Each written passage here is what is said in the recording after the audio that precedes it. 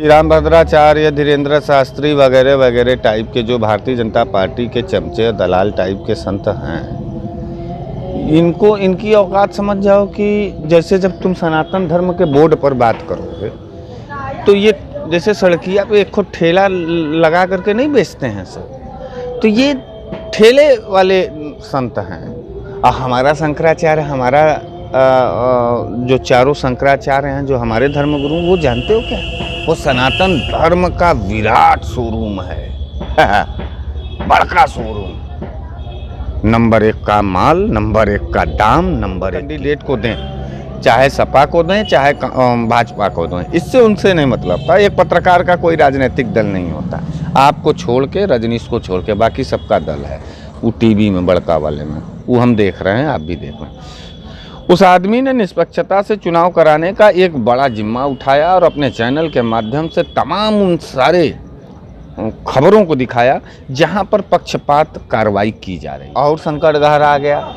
अमित शाह जी आए थे, बिहाना भर लोग मरे थे, आज वो आए हैं। उनको हमने मना भी किया था, हमने अपील किया था कि मत आइएगा, फिर भी आए हैं। बेचैनी धरी हुई है ना, हिंदू इतना कम्मा कैसे मरा हुआ है, पूरा भाजपा वहाँ लपट पड़ा हुआ है। हिंदू मारो, हिंदू मारो, हिंदू नहीं मारोगे तो कैसे काम बनेगा। सबों को हिंदुओं की लात से बहुत प्यार है, बहुत खुशी मिलती है भाजपाइयों को हिंदुओं के रोते बिलखते चेहरे और उनके चीखने और चिल्लाने के आवाज़, उनके लाशों को देखने के बाद बहुत सुकून मिलता है। इसलिए सेंट्रल से चल करके आए, गुजरात से आए खाली लाशों को देखने के लिए। नरेंद्र मोदी जी, कोई बड़ा हादसा ना हो, क्योंकि इन सबों का जहाँ जहाँ पैर पड़ता है वहाँ वहाँ नाश विनाश और अरिष्ट काम होता है। दोस्तों नमस्कार, और आप देख रहे हैं कांडी बनारसी। कांडी बनारसी में आपका स्वागत है। प्रयागराज में चल रहे कुंभ को लेकर हम बात करने के लिए आ गए हैं, और सीधे तौर पे जिस तरीके से भगदड़ हुआ और काफ़ी लोगों की जानें चली गई, जिसके बाद से बाबाओं के जो बातें सामने खुलकर आ रही हैं कि कोई बाबा जो मृत आत्मा है उसको शांति देने के लिए बात कर रहा है, तो कोई मोक्ष की बात भी कर रहा है। हमारे साथ बात करने के लिए बनारस वाले मिश्रा जी हैं, और इनसे हम बात करेंगे कि जिस तरीके धीरेन्द्र शास्त्री ने जो बातें कही कि जो लोग मरे हैं वो मोक्ष की प्राप्ति कर लिए हैं। नेताजी ये बताइए, जिस तरीके से धीरेन्द्र शास्त्री सुर्खियों में हैं और लगातार जिस तरीके से जो लोगों की मौत हुई उसको कह रहे हैं कि जो वहाँ पे मरे वो मोक्ष की प्राप्ति किए, आप इसको क्या कहेंगे? देखिए, मृत्यु, मोक्ष में और मृत्यु में अंतर होता है। मोक्ष स्वेच्छा से मिलता है, मोक्ष तपस्या से मिलता है, मोक्ष सत्कर्मों और सनातन के धर्मों के पालन से मिलता है। मोक्ष को पैरों से कुचल करके नहीं मिलता है, मोक्ष को अकाल मृत्यु से नहीं मोक्ष मिलता है। तो वहाँ जो मौतें हुई वो अकाल मृत्यु हुई, मोक्ष नहीं मिलेगा वहाँ पर, वो प्रेत आत्मा होगा। आप सनातन पढ़िए, आप शास्त्र पढ़िए। हाँ भाई, जो शास्त्र नहीं पढ़ रहा है, जो सनातन नहीं पढ़ रहा है, जो सिर्फ और सिर्फ चप्पलें चाट करके सरकार का और खाली वाहवाही चाहिए या 2-4-10 पैसा मिल जा रहा है या दर दलाली करना है, तो उसको तो हर पाप में पुण्य नजर आएगा। इस बात को आप समझिए। तो ये पापी लोग हैं। धीरेन्द्र शास्त्री को मैं पहले गुरु के रूप में देखता था। मैं सोचता था कि ये सनातनी आदमी है, ये सच्चा सनातन की बात करेगा, शास्त्रों के तरफ लोगों का रुझान करेगा।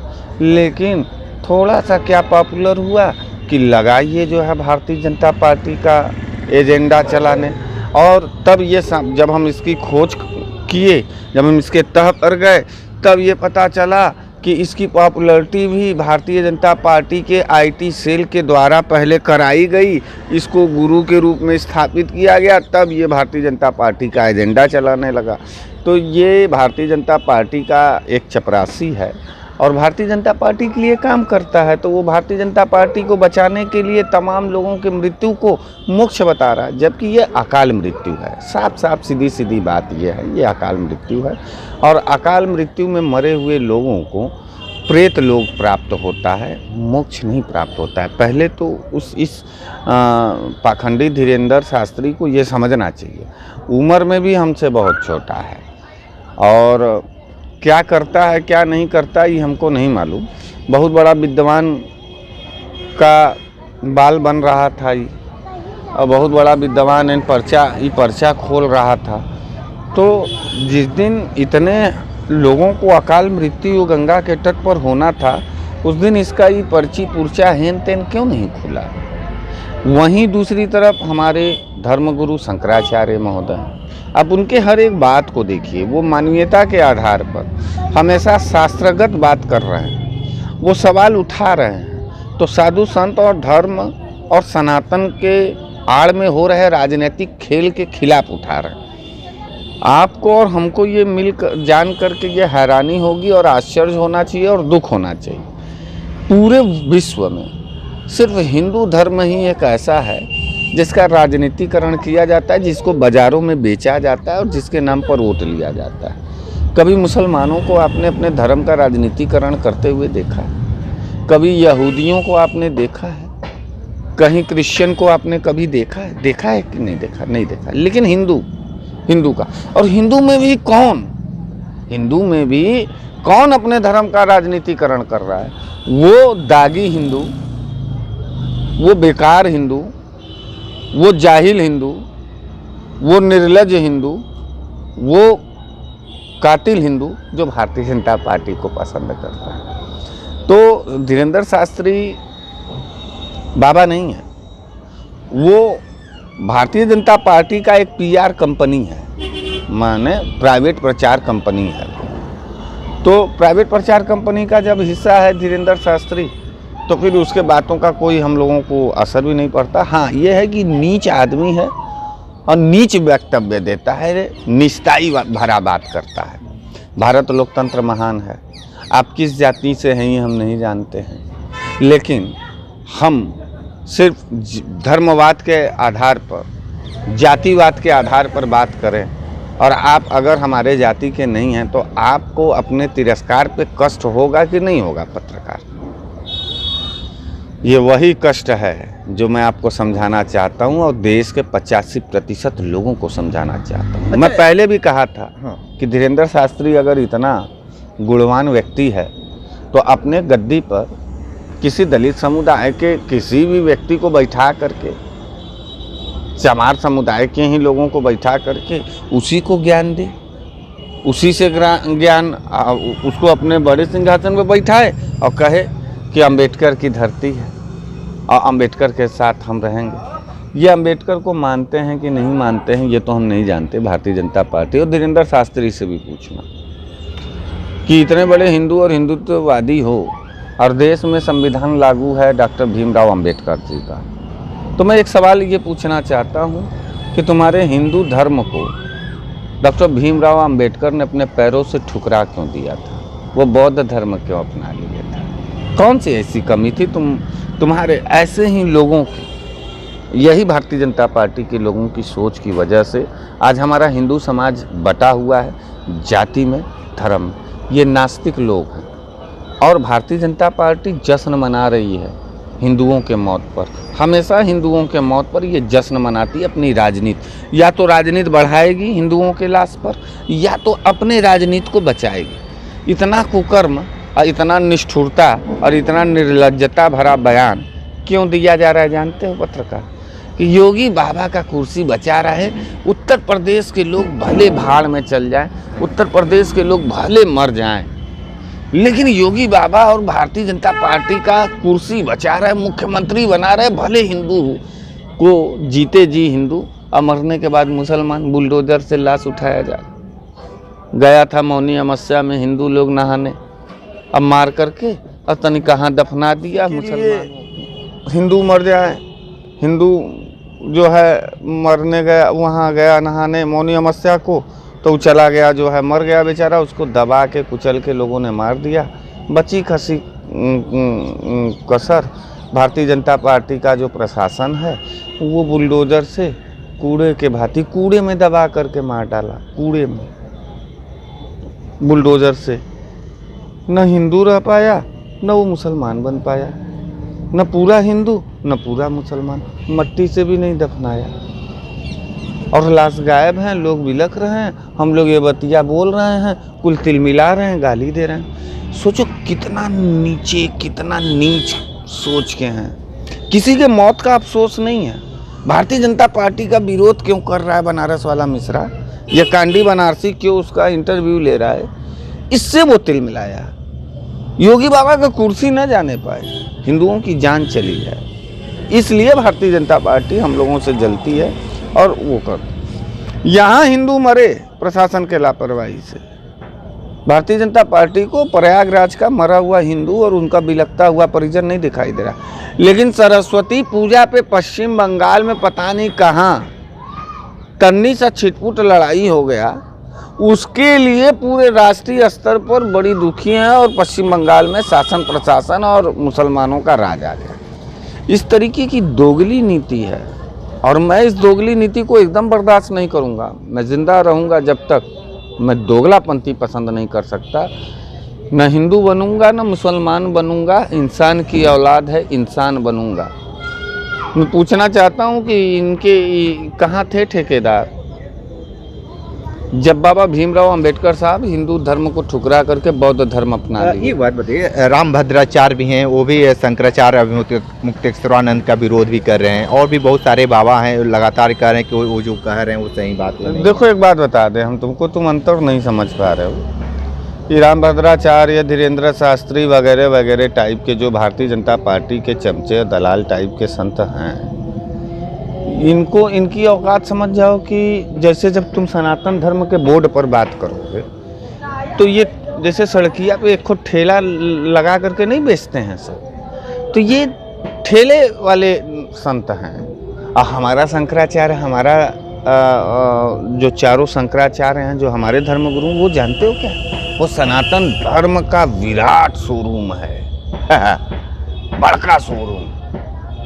नंबर 1 का माल, नंबर 1 का दाम, नंबर 1 की क्वालिटी। बात समझ रहे हो? तो हम चले वहाँ नंबर 1 की क्वालिटी पर बात करें, उनकी बात सुने कि ई लोकल चाइना छाप ठेला पर माल कर दे इन सबों का। ये सब ठेला बात संत हैं, रामभद्राचार्य, धीरेन्द्र शास्त्री वगैरह वगैरह, राजू दास ठेले वाले माल हैं। ये सब चाइना ठेलाबाज आदमी है। सरकार जब है तब तक ये सब हिंदू हिंदू तो चिल्ला रहे हैं। सरकार के पहलवाचार्य रामभद्राचार्य का कितना उम्र है? अरे होगा कम से कम 85। तुम 14 से पहले रामभद्राचार्य को जान रहे थे? साफ साफ बताना, तुम बताओ। हम नहीं तो नहीं जान रहे थे। अच्छा एक बात बताओ, तुम धीरेन्द्र शास्त्री को कब से जान रहे हो? यही 2-3 साल से बस, यानी भाजपा के सरकार से। उसके पहले ही इसका धर्मवा 21 साल का है। ये सब इतने साल बीत गया, ये सब किए क्या?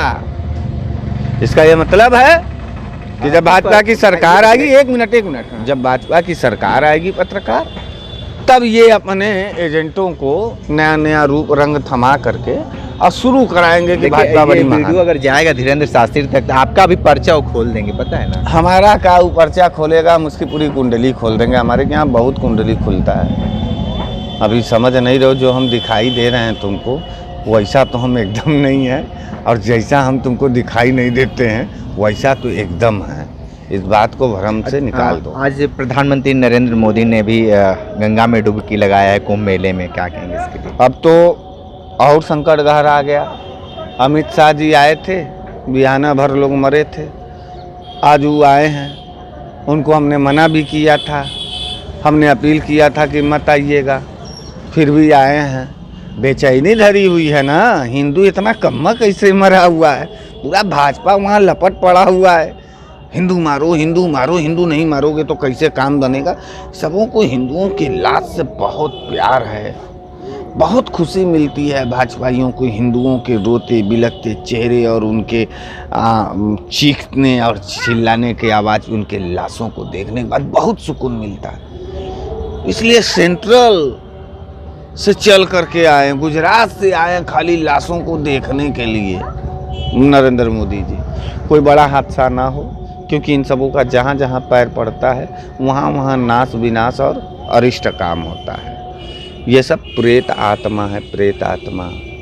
जो हिंदू धर्म में पैदा होकर के हिंदू धर्म को कलंकित और हिंदू धर्म को कमज़ोर करने का ठेका, जितना हिंदू धर्म को पाकिस्तान और आईएसआई और तमाम विदेशी दुश्मनी ताकत नहीं कमज़ोर कर पाई, आज के तारीख में हर चट्टी चौराहे पर बिखर चुका है हिंदू समाज, और उसका एकमात्र देन है भारतीय जनता पार्टी। एक बात बताइए कि उत्तर प्रदेश मिल्कीपुर में हो रहा है उपचुनाव और बहुत सारे खबरें भी चली, और इसमें पता चल रहा है सोशल मीडिया के एक जन आदर्श भारत के रिपोर्टर हैं रजनीश भाई, उनको लेकर क्या कहेंगे आप? देखिए, वो उनका अपराध सिर्फ इतना था मिल्कीपुर चुनाव में, वो मिल्कीपुर चुनाव को कवर कर रहे थे। उनका अपराध सिर्फ इतना था कि वो मिल्कीपुर में उपचुनाव में निष्पक्ष चुनाव कराना चाहते थे।